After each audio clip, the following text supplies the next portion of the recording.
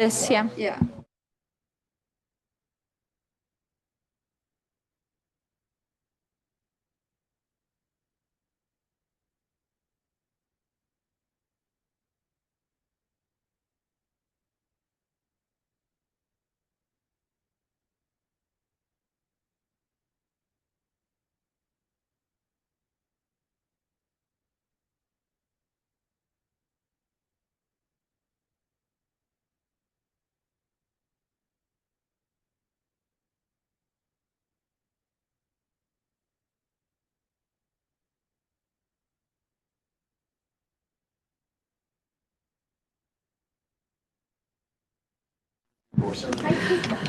Okay, good morning and welcome to this policy dialogue on the enlargement.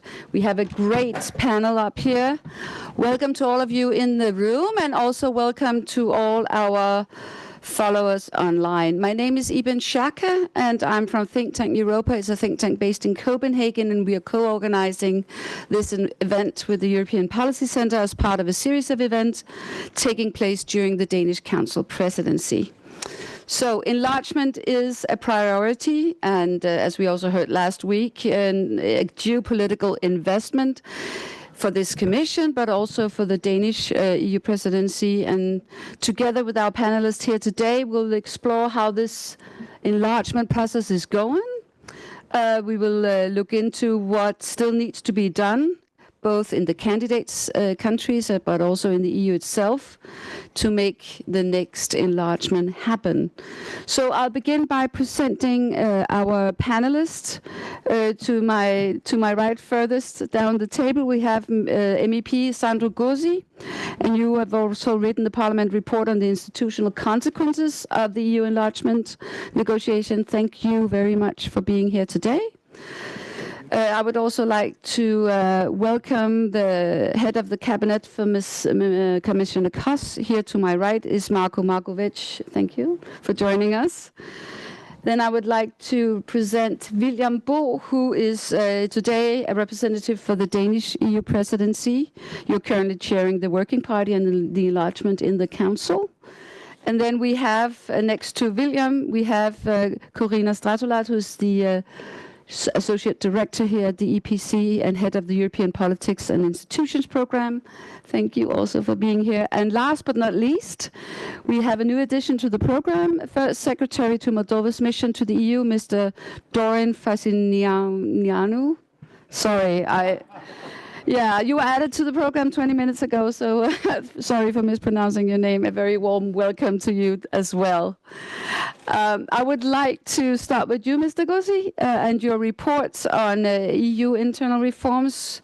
It's a long report, so maybe you don't have to go into all the details, but maybe if you could mention the most important reforms to carry out before welcoming new member states, and also what's the likelihood, what's the feasibility of getting these reforms through before an enlargement? And maybe we could also do a little bit of discussion. Is it necessary to have these reforms before an enlargement? I would like your perspective on that as well. So the floor is yours. Yeah, thank you very much. But of course, I could answer to you yes. But unfortunately, I'm not the only one to say yes. Now the European Parliament say yes to your question. And that's probably the most political and institutional important point, because there was skepticism about the possibility that this Parliament, after this 2024 European election, would manage to get a solid majority, reaffirming, as we did in the previous term, the absolute necessity to reform the Union to unify Europe. And so the title of my answer, and then I will dwell 4 minutes and a half, is that right? 5 minutes, you said? The answer to your question is yes, we must reform the Union to unify Europe. We must do it because we cannot be hypocritical. We have been going on for years, everybody, even in the Council, complaining the fact that the union of 27 member states is not efficient enough, is not powerful enough, is not democratic enough. So we say at the European Parliament, with my report, we got 3 challenges of efficiency, of power, and of democracy. And these challenges, you don't need to have a doctorate European public law to understand. Do some maths, very simple, primary school maths. 27 plus 8, 7, 6, anyway, 33, 34, 35. If something is not efficient, democratic, and powerful enough with 27 member states, and if one of the challenges is the challenges of number, how could this system become more efficient, more democratic, and more powerful, increasing the number without reforming? That's as simple as that, because the issues are as simple as that. And it is an issue of being very honest with our citizens and with the citizens of the candidate countries. Either we are serious about enlargement, and therefore we are very committed to reform, or we pretend we want to enlarge, and then we can continue to spread illusions to the citizens of the candidate countries, knowing that enlargement won't happen, or won't happen in the scale that we talk about, because it will be rejected in the current member state. Because if we don't reform, the enlargement will be rejected. Will be rejected by a referendum, will be rejected by rejection of ratification of a national parliament. So we need efficiency. We need a Europe of free political will through a much more flexible method. So we must use much more and in a much deeper way all the clauses of finance cooperation, permanent structural cooperation, all the clauses that allow a group of countries willing to move ahead and to deepen their integration in certain policies to do so without being blocked by the most reluctant and without obliging the most reluctant to move ahead along that line. And that is the clauses for, to be specific, of finance cooperation and permanent structural cooperation, because also on defense, we cannot continue to improvise the format. We need stability. We need to stabilize a little bit the cooperation in defense. And to stabilize Article 42 and following of the Treaty of the European Union, they give you all the instruments to make what we are doing in defense among 3, 4, 5, 6, 7 countries with the possibility to open this cooperation to UK, to Norway, using the treaty. We are not doing so.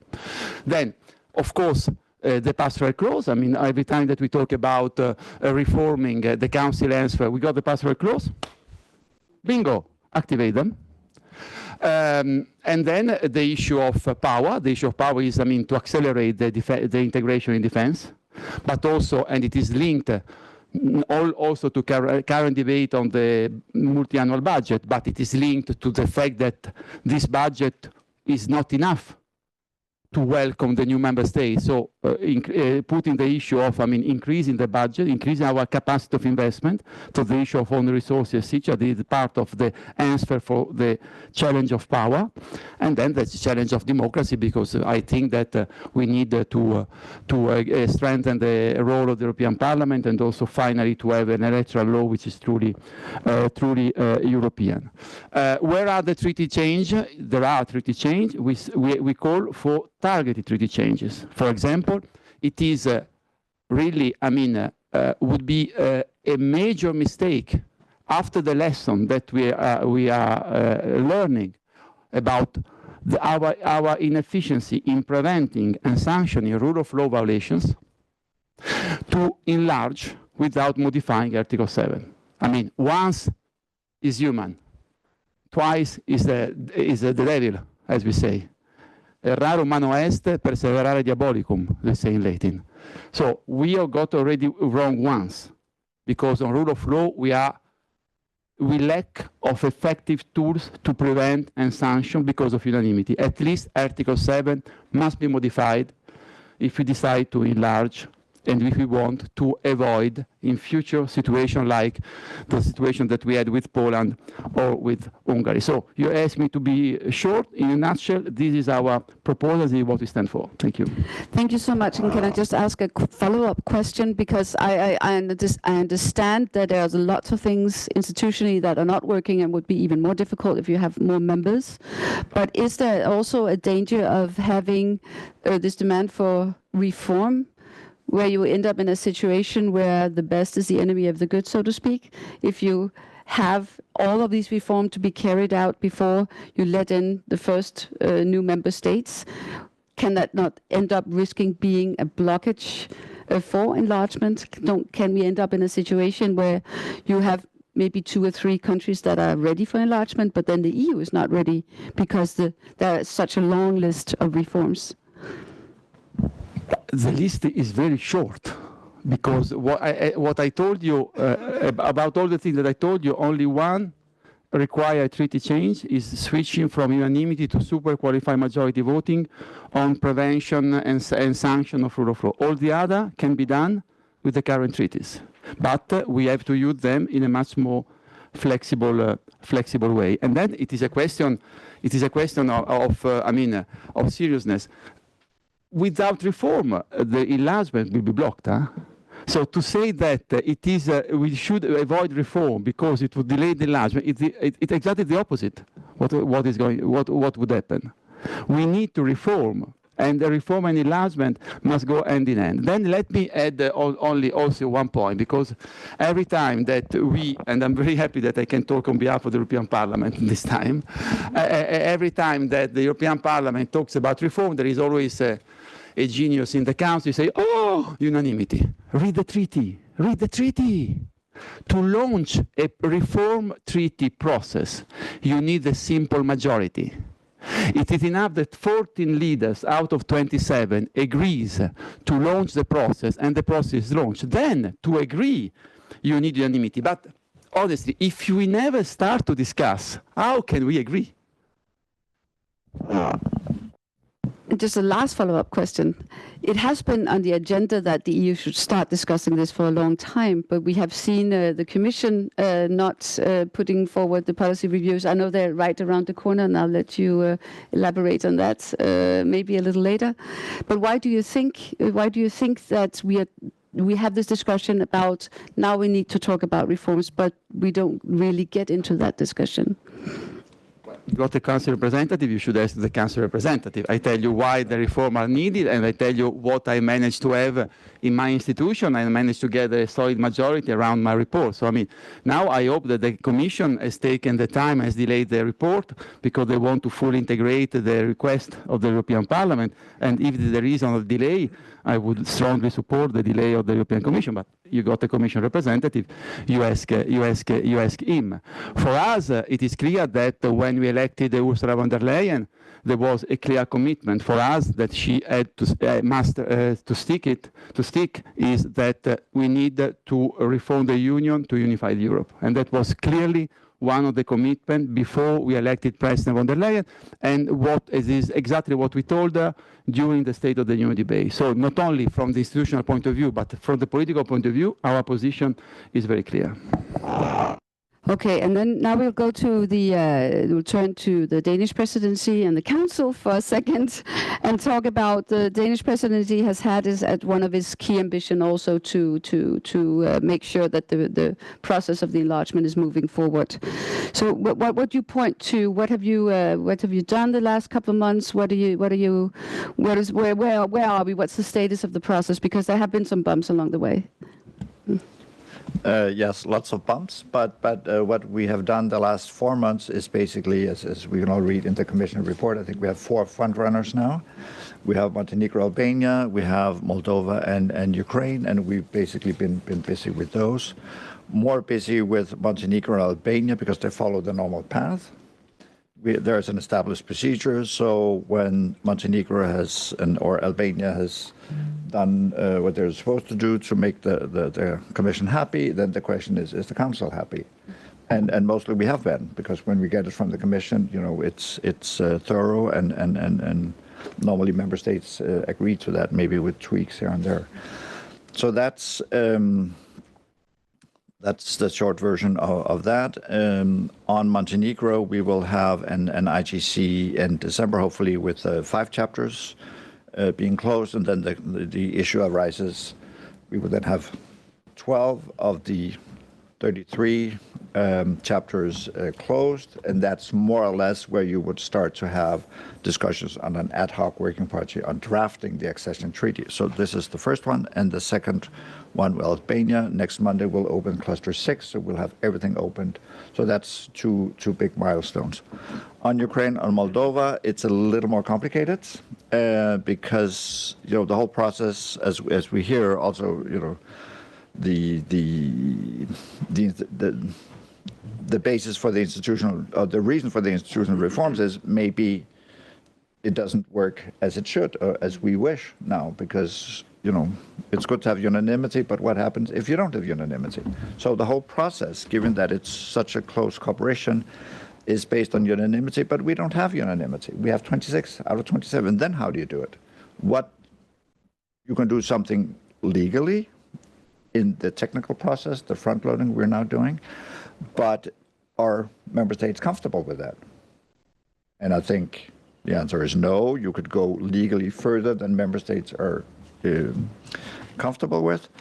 Then you can take one step down the ladder in the, let's say, technical process, or in what comes close to what we would do in a normal process. We go one step back, and then I think you win more member states that are comfortable with the process, and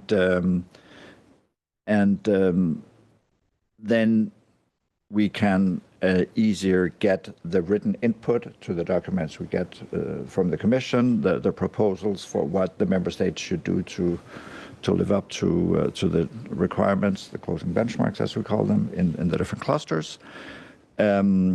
So that's where we are now. We now have agreement on 26 of how to proceed technically, and I think Ukraine and Moldova are also comfortable with that. So now we're in a new situation, but it has taken some time to get there. Okay, thank you very much. So that's the status at the moment. Now I would like to turn to our representative from a candidate country, from Moldova. You're preparing yourself for enlargement. What is your imaginary timeline for this process, and what do you think?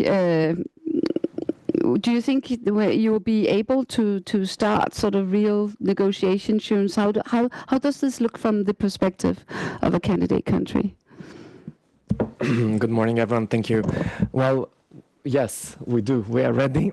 Also, you know, we report which has shown that Moldova was the country that registered with the highest rate of progress among all candidate countries. So it shows that the government is committed, the government is delivering. It's all the administration, all the society, you know, is gone full speed. We also had the parliamentary elections, which have shown that, you know, after last year's referendum, where we had yes for European integration, at the parliamentary elections, we had a huge 50% for the governing party and another 20% for populists, but who would be perceived as pro-European. So we could say that 70% of the population have voted for parties who they perceived as helping Moldova get into the EU. So yeah, our deadlines are quite tight. The government received a strong mandate. So the timeline would be, we want to start and to open negotiations as soon as possible, and so we can finalize them by 2027, like late 2027 or early 2028, so we can, you know, sign the treaty and then allow time for ratification from the member states. So for us, it's super important. It would, if we don't advance, I mean, during the elections, we have had unprecedented interference from the Russians, and actually the pro-Russian rhetoric was that EU will not deliver, and you should not vote for EU parties because there will be no enlargement. And the people still have managed to show resilience and to show strength in face of such a with such a, you know, big enemy. So I think it's important for the EU also to deliver and to show sort of this back solidarity with the Moldovans who have been so brave, alongside with the Ukrainians who are actually, you know, defending and fighting for the freedom of Europe and for freedom of all of us. Thank you. There's also been a little bit of discussion about now Ukraine and Moldova is basically kind of tied in this process together. There's been a talk about sort of decoupling the process, maybe because right now it's Ukraine, negotiations with Ukraine that is blocked in the council. Do you have a position? What is your position on this? Will you like to see sort of a decoupling from Ukraine so that you can go along with your negotiations alone, or how do you see this? I mean, it's Ukraine together with Moldova. We have made amazing progress since we became candidate countries. It is, of course, we want to go together with Ukraine because Moldova and Ukraine their security sort of is interlinked. So in the same way that if Moldova doesn't advance, it could be a security challenge for Ukraine. In the same way, if Ukraine doesn't advance, it can pose a problem for Moldova. Of course, we want to go together. At the same time, there is the methodology which has been adopted with a purpose to say it's a merit-based progress. It's evident that all countries advance in different rates because of their administration, because capacity and whatnot. So we do want to see us go together, but also it's important to keep this merit-based and ensure that the speed. It's also dependent on the pace of reforms in each country. But it's important for the Council to find the solution. We are doing our homework. We are doing all the technical work. We have been waiting for a year. We have been ready since beginning of this year to open already cluster 1. Now we're ready to open all clusters. So, we have been patient, but while patient, we have been working in the background. And there has to be a solution found for us to advance. Okay, thank you. But it's quite an ambitious timeline that you have, concluding negotiations in just a few years. If you look at it historically, that would be really, really fast. As this commission report said, it's ambitious but achievable because we have shown, we have shown progress across 21 chapters, and some of them, the most important, were actually justice reform, the fight against corruption, combating organized crimes, which are part of the cluster 1 fundamentals, which is one of the heaviest and most difficult, and still we have managed to show progress there. It is ambitious, but look, it's once in a lifetime opportunity. We have missed this train before. Moldova has had the chance in late 90s. I was one of the Moldovans who have left Moldova, and I was in the diaspora for more than 12 years. And I came back because there is finally a hope for the youth. And it's gonna happen. We are determined, and the government is determined. It's young, full of energy. We don't have weekends and we don't have holidays, but it doesn't matter. So it is achievable. We're gonna do our best. That's good to hear. That's good to hear. Now I'm going to turn to the commissioners, Makovec. The enlargement package from last week again stated that enlargement during this mandate is a realistic goal. So what are the Commission's next steps following this next week's enlargement forum? What's a realistic timeline seen from the perspective of the Commission? First of all, thank you for the invitation to this panel, and very briefly to respond to your question, I'd like to start by saying a couple of things of this enlargement package. This time, despite the geopolitical circumstances which are making enlargement much more geostrategical, we tried to make the reports as factual as possible, as clear and balanced and grounded as possible. It is important because of the member states who need to be, first of all, who need to rely on the reports on which they will take the decisions in the Council conclusions, which will come up in December. And as the colleague from the Danish Presidency rightly said, if the recommendations within the enlargement package are realistic and very correct, accurate, the member states easily take them on board and also use them then for the recommendation or the Council conclusions in December. And that is now the short-term plan. Why I started with the geopolitical context, because enlargement is not anymore the pure technical exercise as it was in the years 2000 or even later. It has become much more geopolitical. What we are having right now is basically a confrontation of two concepts. Democratic concept, which is in the European Union, and enlargement is spreading this democratic concept also to its vicinity or neighborhood, to our vicinity or our neighborhood. And on the other hand, we have authoritarian systems from the east, far or closer east, who wants to spread their concept closer towards the Europe. This is what is happening. And enlargement is just a small technical tool that is helping European Union to help those countries who would want to join European Union, who would want to join the Union of Values, to make it happen. On the other hand, the systems or the state and non-state actors from the East are using a completely different approach and tools. And the colleague from Moldova will know something about it because it has been confronted during their elections in September 2028. But also European Union is getting much more better prepared. And this report is indicating to several things that the European Union is willing to do and will do, and especially the Commission in the next period, in order to make, first of all, the Union stronger and then be ready to enlarge. The first thing that I'd like to mention is within the Commission is the guardian of the acquis.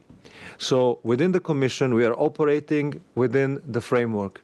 I leave to the legislative institutions to think of the possible reforms or changes, but what we are trying to do is operate within the framework. And I know that follows, so I'll stop here. I think Mr. Gozi already had a comment for that. Yes, I would like to stress that the Commission doesn't have only a duty to work in the given framework, but has the prerogative to propose to change the framework. Because Article 48 gives the possibility to the Commission to present treaty reform, treaty changes, and this means that the Commission, it is not only a work of the legislatives to think about reform, but also a work of the Commission. This is why I hope then in your next strategic paper, you will also propose the necessary governance reform. But I wouldn't restrain the role of the Commission because it's wide, and you got also an institutional prerogative as we have at the Council have. And the second point is that you totally share your view about the increased geopolitical importance of this enlargement, and this should push us to be even more determined to introduce the necessary reform, because there hasn't been one single enlargement which hasn't been preceded by either reform or new interpretation of the rules. Ioannina Compromise before Austria, Finland, and Sweden. Amsterdam Treaty, Nice Treaty, Lisbon Treaty to prepare the 2004-2007 enlargement. So it would be the first time when we are confronted with the most important enlargement of our history from the geopolitical point of view, that we try to do it knowing that it cannot work without tackling the issue of governance. This would be the first time. It has never happened. Okay. Would you like to respond? I would thank you very much for giving me the opportunity. The first thing is that you have referred, it's rightly so, you have referred to significant changes in the previous period. But in the meantime, also European Union developed quite a lot. We have legislative framework within which we can still continue with enlargement. We have new methodology with the concept of clusters and chapter. Whether it is the right one or not, I will not judge at this forum. The thing that we have to address, and where I agree with you, is the bilateralization of the enlargement process, something that is rather new. And it has not been so evident when the member states were drafting the new methodology in 2019 and 2020. The new methodology has been adopted in the context of enlargement fatigue, but especially in the context when those countries which had a European perspective at that time stopped providing or doing good progress on reforms. So at that time, the member states were looking how to help a reform process to be re-energized. And they come up with the idea of small steps, which managed and helped countries the candidate countries to progress. The problem happened when some EU member states introduced their bilateral issues within this system, and suddenly these small steps has become small obstacles. And this is what is happening right now. This is what is being seen from the surface. But all these things can be solved within the existing legislative framework. As MEP Gozi said, we don't need to change treaty for many of these things. For example, just practically, the methodology has been implemented by COREPER, and according to the concept that we had until now, every new candidate country would need approximately 140 unanimous decisions from the very beginning, so from the application to membership in the EU until the conclusions of accession negotiations. Just by looking into these procedures, the Commission managed to cut that number to 70. So more or less to the half. We are looking with the member states to merge some of the steps which are not necessary into one or two, and trying to come down to the spirit of the treaty, which says that we need to have unanimity, we need to have consensus in important decisions, which are usually closing the chapters. And it is fair that the member states have the final say before the chapter is provisionally closed. It is also important that the member states have their say with unanimity when we launch accession negotiations with the new candidate country, because it's a big, important step. The rest are operational decisions, or could be interpreted as an operational decision. Yet, in order to change our legislation, we need member states on board. I'm looking towards my colleague who is more into everyday business in this, but this is the limitations that we have. So we are looking into it. This is what I wanted to say. We are proposing, we are active very much, but within the existing framework, because the main fear that we have is that now when we have two candidate countries which are really progressing well, and one has set their objective, which is Montenegro, to finish accession negotiations in end of 2026, and another one which is Albania, which I have to say that will open next week their last cluster, and this is in record time, and they have set their objective to finish accession negotiations by the end of the 27. Now we don't have time. We cannot afford to wait for the reforms. We need to do them in parallel. And this is what I wanted to say, that I leave to the legislative institutions to think of that. In the meantime, we will go full speed ahead with those countries which are very close, and the ambition is to make them, to prepare them so that they can meet their objectives on time. And this is also why this report is very realistic. What we are doing in the same vein, and the Commissioner for Enlargement, Marta, is in the center, but also other commissioners are helping. We are doing a campaign throughout all the EU member states to try to explain them that what are all the benefits of enlargement. The numbers are showing that enlargement will not cost next MFF significantly. If we put Ukraine apart, because due to the war, we would need to reconstruct it. So we put in the heading 100 billions in the proposal of the MFF, which is now being discussed also in the Parliament. We have put in the heading separate funds for the Ukraine. But the rest of the countries, the calculations are showing that we can, by having already the Global Europe Fund, which covers the pre-accession part, the additional funds for all other countries to join is not significant and can be easily achieved. I will not speculate with the number, but we are not talking about hundreds of millions as some people are talking. For the first two member states, Montenegro and Albania, the amounts are really insignificant, almost a statistical mistake. But this is something that we need to, and also with your help, we need to explain to the member states. We need to explain also to the citizens. There are too many geopolitical, economical, and other political benefits of enlargement than the costs. A cost of a country that goes wrong, that falls in the hands of Russia, are much more significant for all of us than enlargement itself. This is something that we need to start really understand. Even if I go to the security, and here I come to the gradual integration. It is another initiative by the Commission how to bring countries closer to the EU while waiting for the possible necessary changes. Gradual integrations is bringing the countries closer to the single market, but we are enlarging it also, or transcending it also to some other areas, especially security.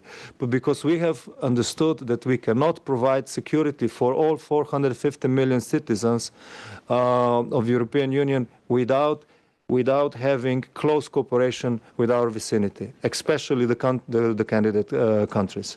Can I stop here? Thank you so much, and we'll get back to some of these issues, also the issue of gradual integration. But I would like to bring in Corina for just a second, and then I would like to say to people here in the room, please, if you have some questions for Mr. Gozi, who has to leave in a few minutes, think about them, and you'll have a chance in a few minutes to ask him the question. But Corina, I just want to bring you in because as a think tanker and one who has a little bit of an outside-in perspective on the enlargement process, you wrote in a commentary last week on the package that once again Brussels proves that it has never met a crisis it could not manage through footnotes. I thought that was such a good line, kind of commenting on the language also in the enlargement progress reports. Could you maybe elaborate what you mean by that and how you see the process seen from your perspective? Thank you. Sure. Thank you, and good morning, everyone. Well, what I meant is that the Commission seems to have this extraordinary ability to proceduralize, if that's even a word, even the most urgent political challenges, instead of offering a strategic leap or some clear political direction, it often retreats into technical nuances, caveats, incremental language, the footnotes of policy making, and I think the 2025 enlargement package is kind of it exemplifies that tendency. It continues to treat enlargement as a bureaucratic exercise instead of a geopolitical imperative. There's harsh language for some countries.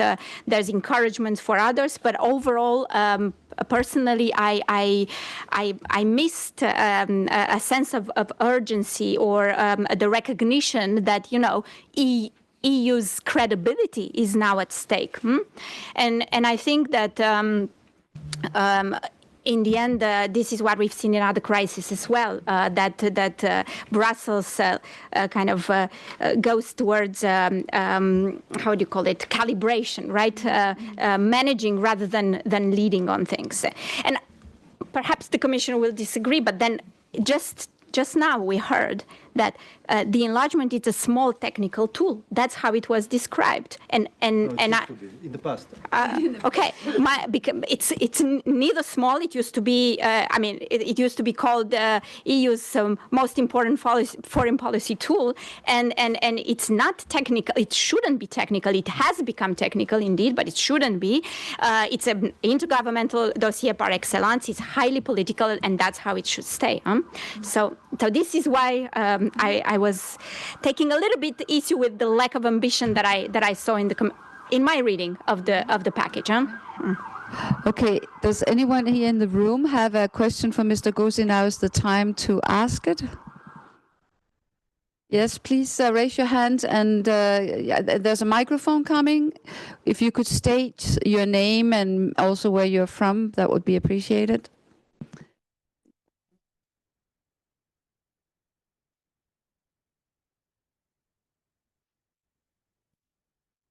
Good morning, Federico Baccini for the New Union Post. There are talks about certain member states of limiting voting rights for new future candidates, new future members for a limited period of time as a sort of provisional clause in the accession treaties. I wanted to understand what is the mood in the three institutions, so including the parliament, and also in Moldova about this. Thank you. Okay, so it's basically a question for all our panelists. Okay. Hello, Mattia Loipura, academic assistant at the College of Europe. My question was pretty much the same, was primarily to Mr. Gozi, but also anyone else who wants to contribute. It's whether this sort of temporary suspension of veto rights, given that we're talking about countries which are, if we talk about, for instance, Montenegro, Albania, countries which are ready and which are largely aligned with the CFSP, could this be seen as sort of an intermediary solution to bring countries which are ready on board and also, let's say, reap the geopolitical benefits, particularly in the Western Balkans, of showing that the process is alive and revitalizing the process in a way. Thank you. We'll take 3 questions, and then we will have a second round later. Question to Mr. Gozi, Johannes Kreubel, European Policy Center. You mentioned in your remarks the kind of changes or the kind of governance changes that you're calling for, including a targeted treaty change and to keep it with targeted treaty change. I think 2 years ago or so, still in the last term, the Parliament was much more was thinking much bigger, calling for a convention. Does that mean the Parliament is rolling back on their call for a convention, given that the focus is on targeted treaty change right now? Okay, could we do it like this? At first, all panelists comment on changes in methodology. Is that something desirable? And second, Mr. Gozi will answer the question about the convention and the EP's ambition. Mr. Gozi, would you like to start? Yeah, on models for enlargement. I think that it's a very bad idea to create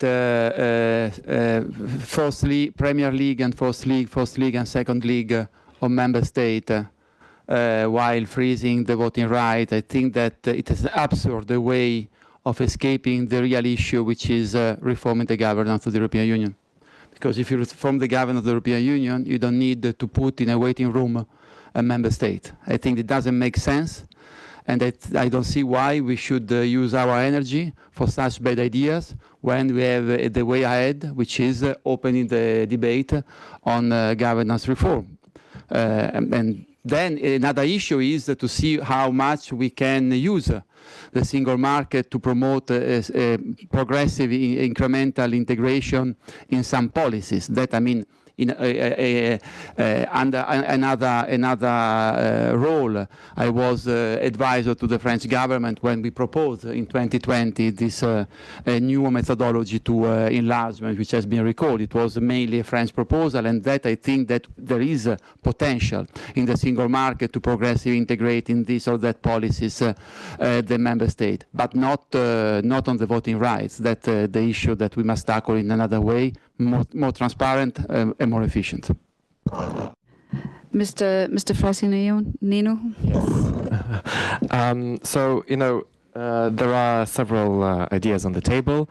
For Moldova, the goal is quite clear. We want to join as quickly as possible. We are working with the institutions, with the member states.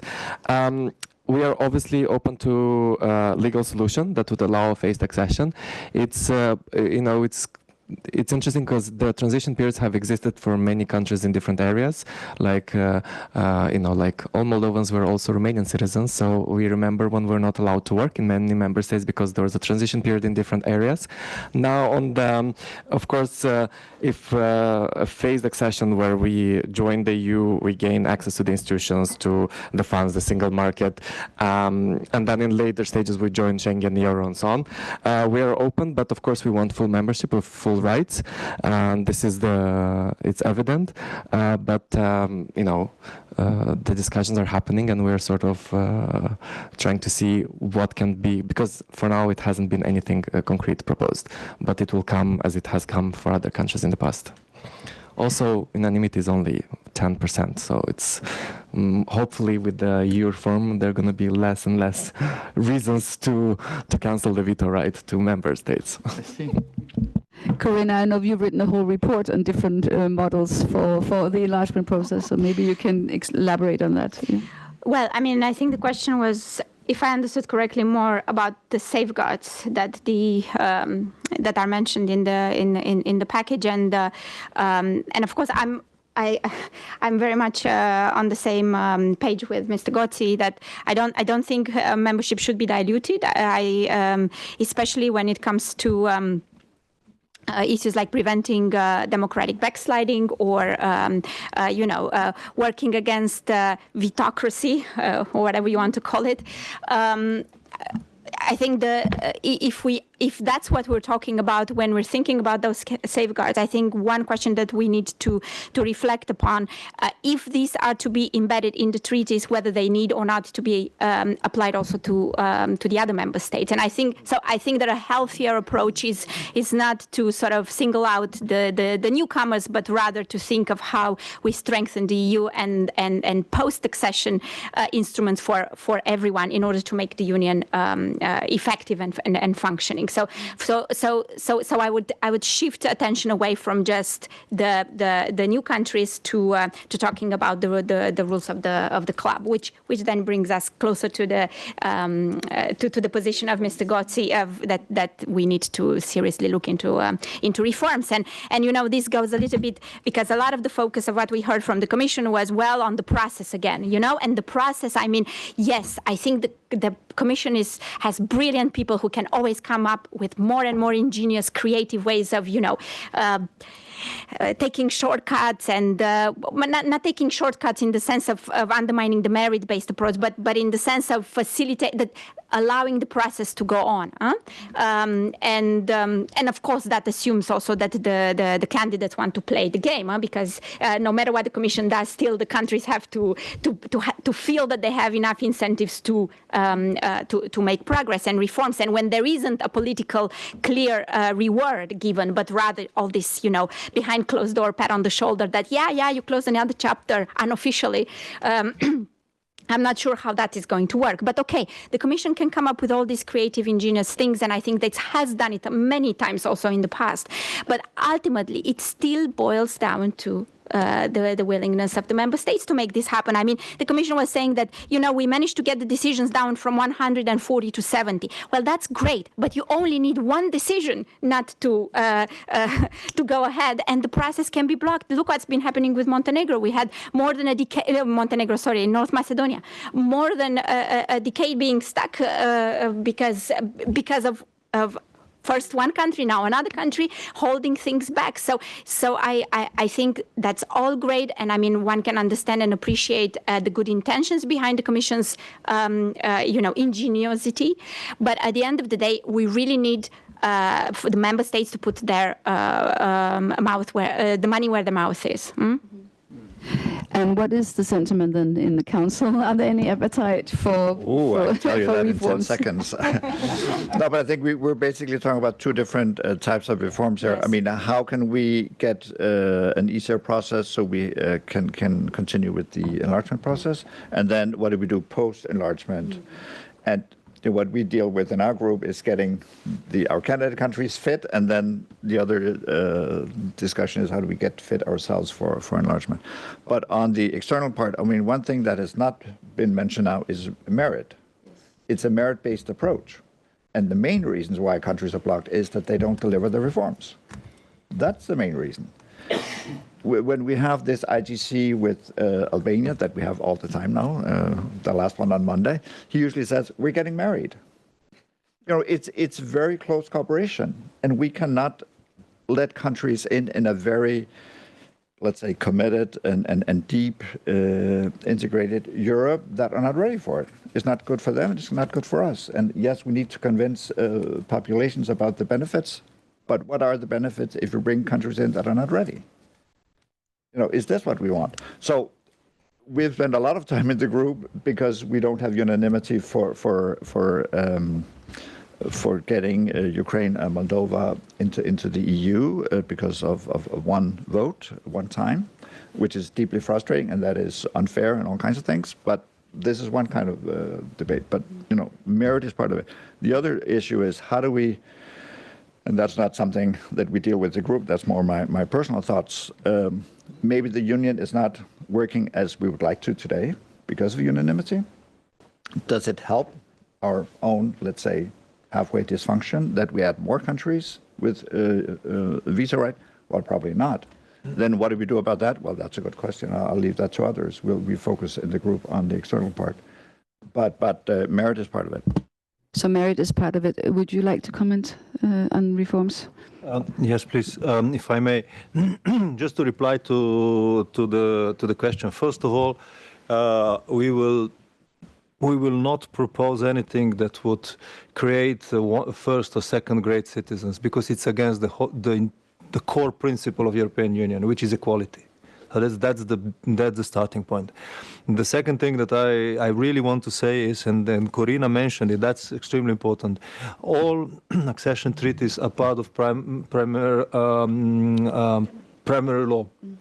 So too much inventive solutions might affect the other EU member states. This is the second thing that we need to be careful of. That is why we were discussing only the safeguards, which are needed from two reasons. The first reason is what William just now mentioned, and that is that the member states would want to have the enlargement which will bring benefits to the country, which will really have this transformative power. And now, if I just take two countries, Moldova or Albania, if we look at the progress in those two countries in the last 5 to 7 years, we can really see the transformative power in the system, in economy, but in societies. You can see that the societies are becoming more and more European, more and more like us. And this is what the enlargement should do. And I'm very carefully not entering into any legislative or procedural issues, which my bureaucratic nature would like to, but I'm not. But really, honestly, if we look transformative process in Albania, it's amazing what they have done in the last 5 years. They are becoming a European country. There is still one big issue in Albania, and that is organized crime. But it's such a huge issue that eventually the government will need to apply serious tools to tackle it, like some other countries had to do in the 90s. And it's a big thing. And the Prime Minister is getting ready to tackle also this one. So we will be able to judge the effectiveness and efficiency of our process only when we will come to the final stage of accession negotiations. And just one more thing, there is another very political issue, which is elephant in the room. And this is what Commissioner Kos in the article for Financial Times mentioned, I'm sorry, as the Trojan horse. We now have in Beijing and in Moscow regimes which are willing to make us fail, which want to divide us because of their political national strategies. And they are having plans how to change the governments in some of the EU member states. We saw that, the attempts already. And that's why we need to make sure that the new member states, those who are now candidate countries, would not be vulnerable for that, will not have this vulnerability within themselves. So that's why we are looking into safeguards. And at that stage, since we are still looking into it, I would not speculate much. I apologize for this. This is my bureaucratic nature coming out, the gray bureaucrat. I would not speculate. I leave that to the others, which we follow quite closely when looking into legal solutions. But we need to have this really political and security issue in our minds. That is why the safeguards are really, some sort of safeguards are important. But once again, they should not anyhow limit the voting rights or other rights of the new members, because this is why the European Union, that's what European Union is about. Thank you. Thank you so much. Mr. Gozi, do you have just a few seconds to answer the question of whether this parliament is less ambitious than the previous one? A few minutes, so I can answer without rushing and make a final point to help you to pursue the discussion, I hope. First of all, we don't need to present a treaty reform every 6 months. As you know, there is institutional continuity. We have tabled 2 major acts, one treaty change and the other legislative in 2022-2023. We have proposed a comprehensive treaty change, and we have proposed a new electoral law because we got an obsolete act which dates back to 1976. You are probably not born. I was at the primary school. The Council missing in action, violating, in our view, the principle of sincere cooperation.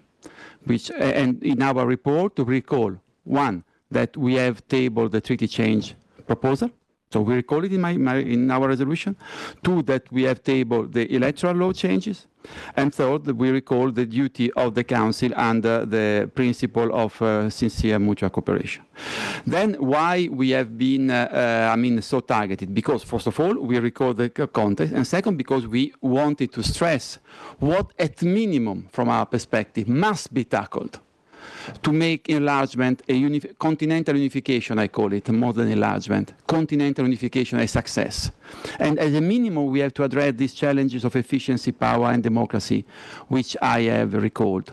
And on this, we are just calling the Council, the Commission, to be consistent with what they said. The Council in Granada said that for the enlargement, you need to tackle budget and governance. Budget, power, in our approach, governance, efficiency. So it's the Council who said that enlargement is strictly linked to reform the governance of the budget. And then the Commission, I was very interested in reading the report of the Commission, but the most important report is the one which is coming. Because the Commission, not Sandro Gozi, the Commission said that we have, of course, to ensure the readiness of aspiring members for enlargement, but the Commission, in their communication, they say, of course, we have to tackle the EU preparedness to welcome them. So the Commission is saying that we are not prepared and that we have to reform. And they talk about a communication on reforms. So that means that I expect that they don't announce a communication on reforms to say we don't need reforms. So I hope that the Commission will also exercise its institutional duty according to the treaty, will take its part of responsibility in helping us to reform the governance, because we want the Union to be successful. We want the continental unification to be successful. It cannot be successful without minimum reform on efficiency, power, and democracy. Thank you very much for this very interesting panel and for the invitation. Thank you so much for coming this morning. Thank you so much. So I will just turn to the Commission, because we are lacking this report on future reforms, and we've been waiting for it, and it's been postponed. And now I heard it's coming in a few weeks. Maybe could you enlighten us a little bit of what will be in this report? The pre-enlargement policy review, which is the package of reforms is bigger, but what we are talking here, or what we were discussing here, is the pre-enlargement policy review will be out by the end of the year, beginning of next year. It has been a couple of times postponed due to different issues. The first one was that due to the situation that is happening in Ukraine, we as the Commission focused first on the defense, and we came up with the white paper on defense, with safe regulation, and with several, and now we are coming up also with another paper on the defense. We first needed to tackle the defense, then the MFF, and the reforms are the third one. This is the logic that we tackled. Within the reforms, we're already doing a lot on what is the most important thing for the competitiveness of our market, and these are all the omnibuses, all the simplifications of our rules. There is one issue that we have not tackled here, and this is over-regulation or complication of European Union. One of the issues why European Union is not as efficient as it could be is because we have been so good in creating so many regulations, and now these regulations in a new geopolitical context might not be suitable for the challenges that we face globally. So we are looking into it, and we will try to simplify so many of the procedures, but for that we need also the European Parliament. And I stop here with the European Parliament. I'll put dot, because he left. But this is really something that will make this European Union stronger by simplifying many of our rules as regards energy, as regards trade, as regards also ecology, as regards economy. That will bring us back the strength. This is also what Mario Draghi was saying in his report and also in his speech recently in September in Firenze. When he said, and this is extremely important sentence, when he said the times of illusions are over, he was mainly referring to the European and economic strength. And this is what the Commission is focusing primarily.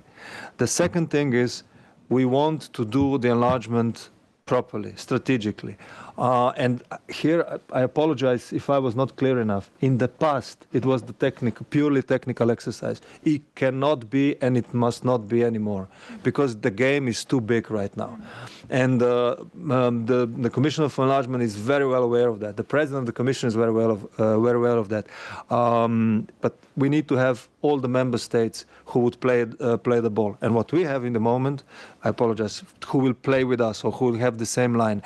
What we have right now is some of the member states who put their bilateral or unilateral issues ahead of the common interest of the European Union. That is the first thing. The second thing is also a rise of far-right or, let's say, populistic political parties which are using enlargement for their internal domestic policies, and this is also one of the elements that is present in European Union. And that is also maybe one of the reasons why some capitals are a little bit reluctant into going into big changes of the treaties, which might end up in somewhere where we don't want to. That's the one thing. And this is why the member states ask us, and here my bureaucratic nature comes out again, ask us to see what we can do within this framework, what is the farthest we can come, and only if we will really realize that that's not sufficient and not enough, then we will do the changes which will be, first of all, limited, and secondly, really efficient, which will bring us to the stronger and better Europe, not to complicate our lives even further. I cannot mention specific member states, but you know that much better than I do. We do have some member states who do not follow the same trajectory in the foreign policy as the majority. We do have that, and we have to live with that. Thank you. And we might also see future elections in Europe that will put different kind of governments and party in power. So yeah, we can speculate about that. I just wanted to see if there are any questions from the room. We have questions. There's a microphone coming. Please state your name and where you're from and who you direct your question to. Thank you. Thank you very much. Nicholas White from APCO, but speaking in a personal capacity. My question's more for the two institutional representatives, although I have a Moldovan sting to it as well. It's brilliant that Montenegro and Albania have been making so much progress. That's very encouraging, and also to see the progress in Ukraine and Moldova. However, there's a different end to the queue as well, and in particular in the case of Bosnia-Herzegovina and Kosovo, there are external issues that are not created by these countries but are created by the international community. Bosnia is not fully sovereign because there is an international official who actually has unilateral legislative power without accountability to the democratic institution of the country. And for Kosovo, 5 countries in the EU do not recognize the independence of Kosovo. Moldova also does not recognize the independence of Kosovo. So these are external issues, not created by the countries. How do you see the EU getting out of that? William, would you like to go first? Because they're also in your working party. Well, I mean, the simple bureaucratic answer is, we have a unanimous approach as things stand now in enlargement. And when we have 5 countries that don't recognize a candidate country, then, everything gets very complicated. And we can't even do the step of sending the application to the Commission for evaluation, whatever it is. That will not survive in the Council if we do that. And the same thing on Bosnia. That's rather complex, as you say. And I guess in a personal capacity, the bigger question is: do we have the right framework? Is it too bureaucratic? It shouldn't be, but maybe it is. But what do we do with the countries that have external political issues that they're not responsible for, or maybe cannot solve by themselves? Are we ready to deal with that? Question mark. And if so, is a bureaucratic framework the right process? Maybe not, personal capacity. Or do we need something else politically? And we probably do, I would think. And the Commission, your work on Bosnia and Kosovo? Yes, indeed. So for Kosovo, as William said, there are only 2 unanimous decisions that are introduced into the treaty. And one is for the application. And as long as there is no unanimity for Kosovo, we cannot start a credible enlargement process with them. As for the Bosnia-Herzegovina, now what we have in Bosnia right now is there is a lack of joint vision where BiH wants to be. They are all locked in the Dayton, which is a peace accord, which is a peace agreement. This is not a constitution that would allow Bosnia-Herzegovina to prosper, but it was an agreement made to stop the war, and it's still there. And the international, so the Office of High Representative is part of it's a Dayton instrument. And as long as it is there, Bosnia will not progress on their, I should say like this, I will reframe myself if I may. The Bosnia will not be in a shape to equally negotiate the accession talks with the European Union like all other countries because of this division on 3 sides. They have the entity veto and they have all the instruments to protect certain entities, but they have started to misuse it. Also, some of those problems have also been done by OHR in the previous years, especially the 2 high representatives. So what we are trying to do as the Commission, and again, I'm going to go in the procedure, we want to bring Bosnia-Herzegovina to the point that they adopt negotiation framework in which we will try to introduce also some of the problems, the structural problems of the country. And then comes the second part. The second part, which will be for Bosnia and Herzegovina extremely important, and this is the screening. In case of a screening process, the Commission will try to look into their legislation and identify many of the anomalies and overlaps that are there, that has been created over time, also with the bond powers. Why is this so important? Because all of them, they know about that. But if a Serbian minister proposed them, the Croats will go against, or the Bosniaks will go against. If the Bosniak one, the Croat will go against. The Commission or the European Union has to come with the suggestions that all 3 will be able to accept them. Whether that will be enough, I don't know. For the time being, I'm also personally more convinced that we would need to have a conference in which we would need to look into the entire structure of Bosnia-Herzegovina. But what we can do within this context right now is to improve the functionality of the country, which would be to limit the misuse of entity veto, to limit all the instruments that are making Bosnia-Herzegovina a capture state, actually. This is what we have, unfortunately, now.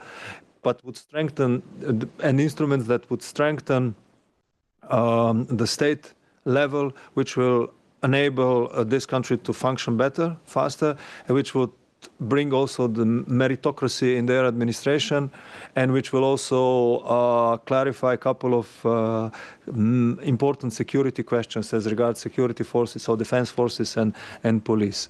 If we bring that, at least we can stabilize on the long term Bosnia and Herzegovina. For anything more than that, we would need to have certain member states to help them change the structure of the Dayton, because at the moment there is no agreement about the three sides, about any. None of the political stakeholders have any agreement on any changes of Dayton. Difficult situation. We have more questions here. Again, state your name and where you're from, please. Morning, I'm Florentin Collomb. I'm a journalist. I'm a EU correspondent for Le Figaro from France. I'd like to go back to the attitude of member states towards enlargement in general, but towards Ukraine in particular. When you talk about unanimity -1, i.e. 26 countries backing enlargement to Ukraine, can it be said that some countries are hiding behind Hungary, and that the current state of play is not that consensual or unanimous towards enlargement to Ukraine in particular? And could you be, I think the question is more for Corina, because you can speak more freely about this, but please join the conversation if you have comments on that. But could you be specific on the approach of member states towards enlargement with and is it aligned between government policy and sentiment of in the opinion? Thank you. Okay, I will let Corina answer the question, and then if you want to add anything to her answer, you're welcome. Corina, you will go first. You'll go first and answer the question. You don't want to collect questions? No, I will do that afterwards. Yeah. Okay, I will answer your question, but first I also wanted to refer to some of the things that have been said, because I think, Nicolas, you raised a very important question. A lot of the focus and a lot of the discourse linked to the package is about the front runners, right? And the great progress that Albania, Montenegro, and to some extent Ukraine and Moldova have done. But I think the real sobering and the reality check is actually when you look at the laggard countries, what the Commission calls also lagging countries, so which suggests also a more differentiated approach, because there you do have issues like unresolved bilateral disputes, you do have constitutional crisis, you do have state capture, you do have political polarization, lack of media freedom, and so on. And all of these are really, really stubborn problems with which the EU has been wrestling for decades, and we don't have durable solutions to those. So, and there are no durable solutions presented in the current package. So there is a very important question to ask of how do we get things moving also for the lagging countries. So if we talk about commitment to enlargement in the way that Mr. Gozi also talked about it reuniting Europe, the unification of, you won't reunite Europe with Montenegro, Albania coming in, but if you want to bring all of the others, you're gonna have to confront those very tough cookies, and we don't know how to do it yet. So that really is a very important bone of contention. The second thing I wanted to say is on this merit-based thing, because, we talk about merit-based and about marriage, but when I married my husband, I didn't marry him thinking, oh, he's going to be perfect and wonderful every single day of our lives. No, I married him knowing that there will be problems and that at some point I will want to kill him, or, we'll have to think creatively, diplomatically, to manipulate him into doing what I want, if need be. So I didn't marry him merit-based per se. I married him because of love. So where is the love for these countries? And the love in this situation is about, a vision and a commitment to, or a geopolitical understanding and vocation for the continent. So the discourse we're having is sometimes problematic, and we trip ourselves on it, because also when we talk about merit-based, but then you have countries, again, I come back to North Macedonia because I started with that example. It changed the name of the country, and yet where is the fairness in that? We were told last Friday, that these countries need to get over the fairness thing because life is not fair. Yes, but we advertise the process as being fair and strict. The strict was there, the merit was there, the fairness didn't materialize. So, we need to be a little bit careful with the discourse. And finally, coming to the member states, yes, obviously, it's not just Hungary. It's very convenient to have such a scapegoat. Others are hiding behind, for sure, and as always, there are many differences of why member states might be reluctant or cautious. Some have to do with the fact that maybe they fear reform, or they prefer that reform has to go first before the enlargement, whatever they see a sequencing in it, or because of their electorates at home, some of which might not be particularly positive about it. Some might link it with other very specific domestic issues, like minorities or migration or welfare considerations or whatnot.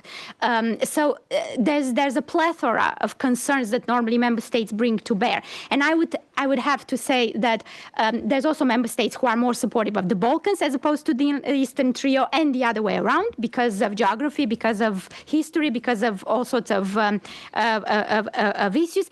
And I would even go as far as to say that we overestimate sometimes the support of the engine of integration, because countries like France and Germany are not always the most constructive in the process. France was mentioned earlier as having, been behind this new methodology and whatnot, but then it still caused problems, and the process didn't move, even though we held it hostage in order to make the necessary adjustments. And then Germany was the last one to ratify the accession treaty for Croatia, if we remember, and it didn't even need to. It goes through very complex procedures like referenda and so on. So I think the picture is a lot more complex than saying that Hungary is our sole problem when it comes to unanimity and the enlargement process. So unfortunately, our Commission representative has to leave now. But William, do you have anything to add? So it's in the safe hands of the Council now? Yes. Very good. Then we can get things done. Well, on the love issue, sure. That's more of a philosophical question, but I think there are also different kinds of love. There's little love, intense love. But for Big Bang, it was real love. That's great. We also have tough love. There are many kinds of love, and I think we all love our candidate countries, but at the different ways of doing it. Are some countries hiding behind Hungary? I would be surprised if they were not hiding. I think that's a usual procedure in the Council.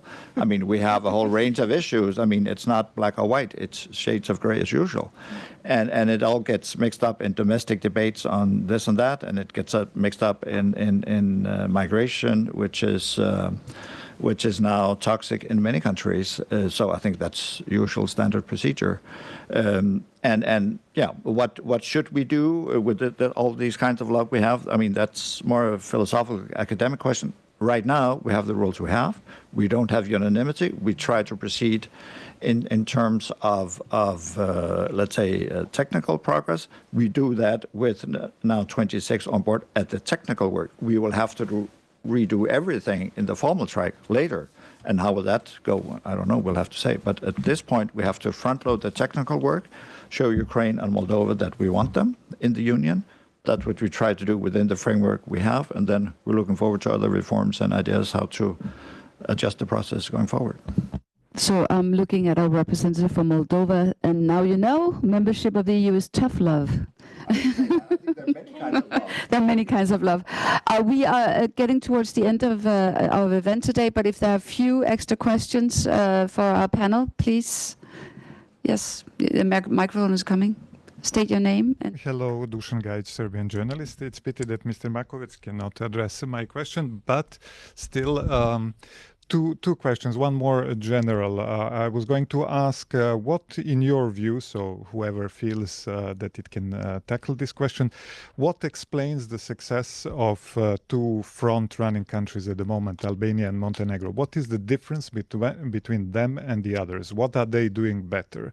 Because, yeah, we said that there are countries lagging, but still knowing that those countries on the level of preparedness, Albania is still well behind Serbia and North Macedonia, for instance. So what is their secret? What are they doing better?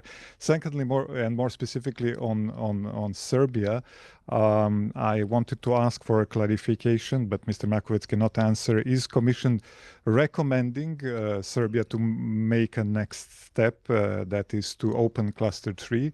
But maybe you can tell us, will it come on the agenda, and what will it take for Serbia to make that step? Is that something that you envisage in the current circumstances before the end of this year? Thank you. William? Yes. Okay, well, thank you for this. It's late in the day that we talk about Serbia. Serbia, a crucial country in the Western Balkans. What do Albania and Montenegro do better? Well, they do reforms better. And I think the main problem I think we've had over the years, as you've also mentioned, with North Macedonia, we said 20 years ago, the Commission said 20 years ago, we're ready to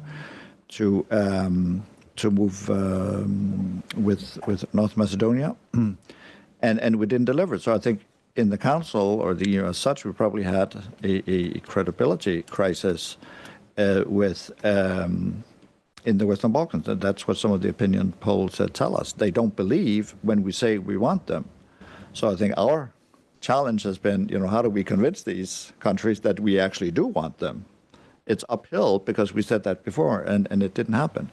So how do we overcome that? I think we've been able, the usual transformative power of the EU works best when countries believe there is a prospect. And apparently we've been able to convince Albania and Montenegro of that. It's more difficult in other countries.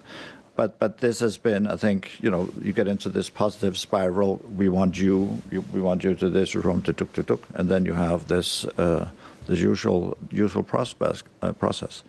On Serbia, we all want Serbia in the EU. For the record, it's not moving as fast as it maybe could, and you tell me what the dynamics are in Serbia. I think on Cluster 3, we saw what the Commission said again, and then, as we know, Commission does the factual reporting, and then it comes to the Council, and then it's up to Member States. And so far, there has not been a consensus to move. Last year, we saw there was a Serbian non-paper, as you saw, and we're in the hands of Commission. When do they assess that Serbia's non-paper is fulfilled by Serbia? Do we see that it's fulfilled or not? I know a lot of things that happened in the last couple of days. Is that good enough? I mean, we'd like to know, and if it is, we'll put it on the agenda. We'll see what member states decide. Dorin, may I just follow up a question for you in Moldova? The Commission mentioned earlier this gradual integration as a way of sort of bridge, not getting into a situation where you will get to a credibility situation like the one we had in Serbia. From your perspective, does that work? This sort of integration through other means than just the formal process? Definitely, actually, we are this is one of the things we do a lot with the with the Commission. So, for example, one of the things we have joined as many programs as possible. I think we have joined more than 25, and some of them that other countries are basically coming to our mission and asking, how did you do it? Because we would want to join as well. So, Horizon, Creative Europe, Customs, SERV, we had like seconded experts from Moldova coming to the Commission to get experience, and so we have now CEPAS that we have joined. We have roaming from 1st of January. So these are all sort of gradual integration that in different areas we're already trying to participate in programs, and that helps because it helps our communities, local authorities to apply to different projects, to funding separate from the funding that we get from the growth plan, for example.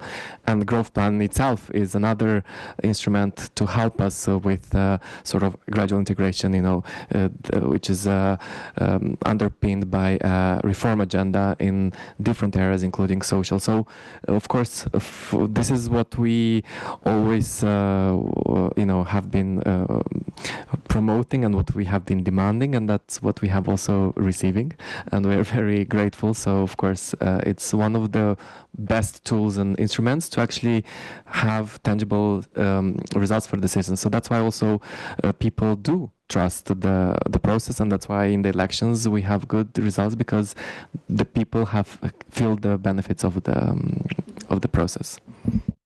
Okay, just would you like to comment? Yes, Corina? Yeah. And just to make to comment one about the rules, because you mentioned that when we have the rules that we have and we have to work with them, but I have to take a little bit of issue with that, because I think feasibility in the case of the EU is not really an objective condition. It's a political choice, and I think we have seen the EU doing really extraordinary things that seemed impossible in the past. Anything from the single market to the single currency to the managing Brexit to having the Eastern Trio joined the enlargement queue. All of this would have seemed impossible in the past, and yet the EU did them, rules or no rules. So I think when there is a political will and when member states align on things, they can move mountains. So I think the rules are there, of course, to help, but when the rules become an obstacle, and especially when they are an obstacle to necessity and to the vision that the continent shapes for itself for the future, I think the rules need to be changed. And the second thing on why some countries are more successful than others, I think this brings us back to potentially to the previous question that, you have countries like Montenegro had the alternation of government finally, and then the new political leadership managed somehow to amass the commitment and the power to push forward with what the EU was asking from them. And it's a small country where also the attitude from the member states is different than say for Ukraine. Despite the geopolitical importance of Ukraine, the sort of the scope and the heftiness is different. And then, of course, for Albania, I think the country managed also to do things which would have seemed impossible, and on issues which were very, very close to heart for member states. I mean, the vetting law and all of the work, the SPOC and all of the work that has been done when it comes to the rule of law and the democratic conditionality. I mean, I think it helped its cause and drew attention in the right direction. Albania is, however, lacking in many other respects, and it still has a lot of ground to cover. And, despite all the, the good talk it gets at the moment, work it's not finished, but it goes to say that when you do visible reforms for which member states care about, I think it can help. For the other countries, I mean, what we see is that they face obstinate problems for which the EU doesn't have a solution. And in some cases, these kind of problems perpetuate also an image problem with on the side of the member states. I mean, we talked about Bosnia, we talked about Serbia, we talked about Kosovo, and so on, and even North Macedonia, with member states' vetoes. So So I think it is more a question of the kind of issues that they bring to the table for the EU, but also for the front runners, the kind of problems that they manage to solve, how visible and how important they are for the member states. William, very short remark because we are getting close to 12 o'clock. Very brief. Less than 1 minute, I hope. I don't think we disagree on the rules. I mean, where there's a will, there's a way. If people change the rule, great. But on this Wednesday morning, we have the rules to have, and we stick with that. I mean, we even claim that we're a rule of law, based union, and we demand that on member states. So we better stick to our own rules. And these are the rules we have. We can develop them at technical level to make things faster. But for the moment, this is where we are. Thank you so much. Just one short final question for all our panelists. Do you think the EU will have new members by 2030? Yes. Let me take a wild guess. Moldova. Yes, but it won't be enough. Limited enlargement will not suffice, given where we are. Montenegro and potentially Albania is not going to be enough. We need Ukraine as well. We need a lot more. We need to, if enlargement is a geopolitical imperative and we do it for geopolitical reasons, 2 to 4 countries is not enough. William? Yes, probably. Thank you for your honesty. Thank you for a very good conversation this morning. Thanks all our panelists. And thank you all for coming here today, also for all of you that watched online. And thank you to the EPC and Johannes for your help setting this up.